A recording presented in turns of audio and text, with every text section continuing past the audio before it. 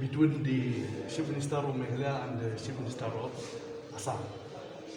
So it is too early to comment anything now because talk will going on for this.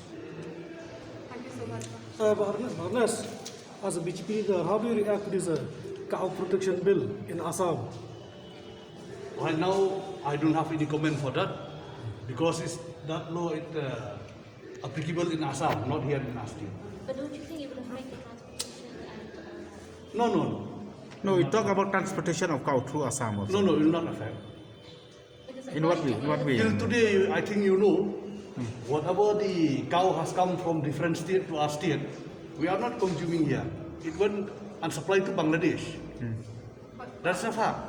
If all the cow that transport through Assam to our state, today the price of the beef, it should be only 200 rupees per kg. But this, everybody know that all the cow is supplied to Bangladesh.